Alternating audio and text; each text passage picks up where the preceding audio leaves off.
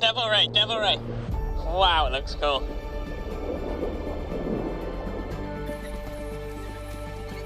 Mother Nature has gifted me with so many incredible encounters and animals up close, and these are some of my favourite moments from this series.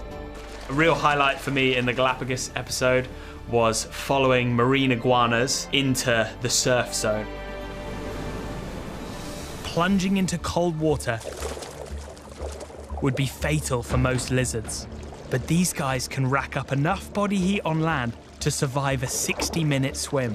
Any longer, and the cold will paralyse their muscles. And they're not just up against the clock, they're up against the elements. The best feeding grounds lie beyond the surf and out to sea. I want to film the iguanas as they enter a set of breakers the locals call the washing machine. Down on the rocky seabed are thick carpets of seaweed.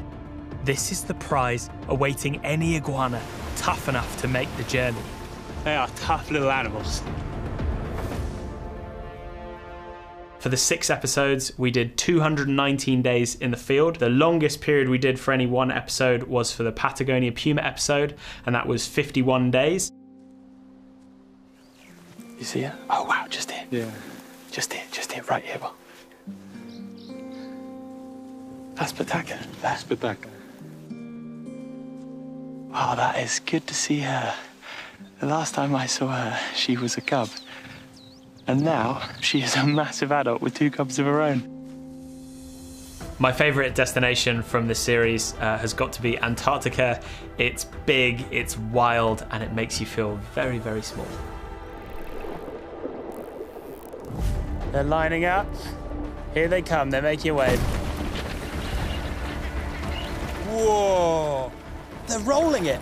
They've just rolled it off. I thought wave-washing killer whales would just make a wave and wash the seal off, but they've got this whole set of different strategies. The B1s need all these strategies, because in Antarctica, anything can happen. Whoa, there's a humpback whale right here.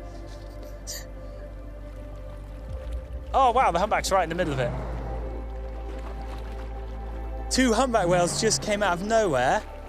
That can't be a coincidence that the humpbacks turned up now. They must be going over to try and disrupt the hunt. I mean, that has been recorded before, humpback whales trying to disrupt killer whale hunts. In the Botswana wild dog episode, my favourite moment for sure was when the pack would rally. So the pack was made up of 11 adults, and every morning before they'd go out to hunt, they'd be at the den where they had their 14 unbelievably cute pups. Their little tails make my heart hurt when I think about them. Okay, yeah, I've got dogs coming in. Coming in fast. Greeting. African wild dogs are super social and communicate through an array of unique and complex calls. Whoa. They're all very pleased to see each other. There is often a plan, but animals don't read the script, so that just completely goes out the window usually on day 1. Oh dear, don't get stung.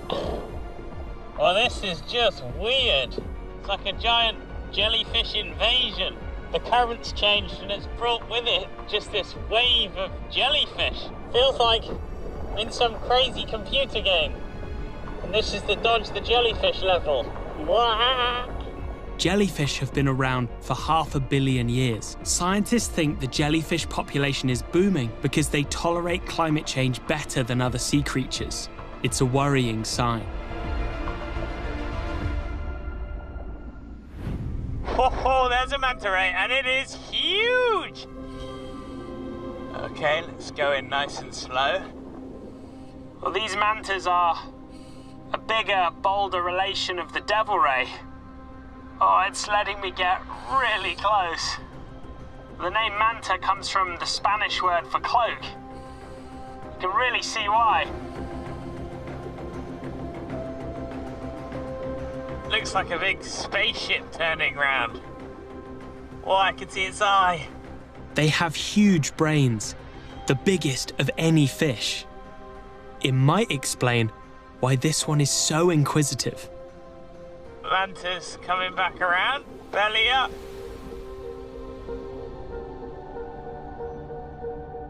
One of the things I'm most proud of animals up close is that in each episode we celebrate a conservation success story. There are some incredible people around the world doing their utmost to turn this thing around and show that, you know, if you give nature the chance, it will come back on an unbelievable scale.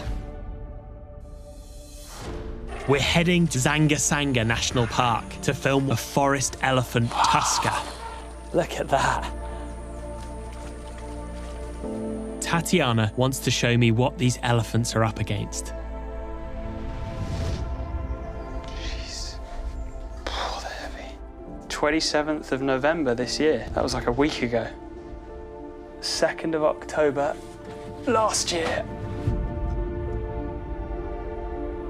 You can see the machete marks where it's been cut off the elephant.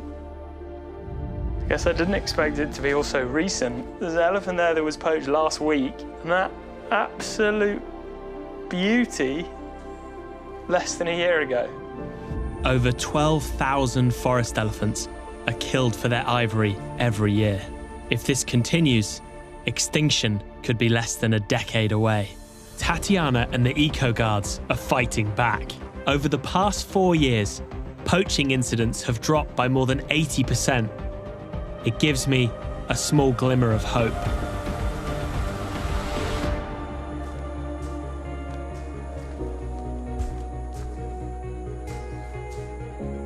This is one of the biggest and rarest elephants in Africa.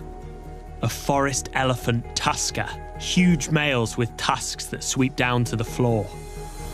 Look at the size of his tusks.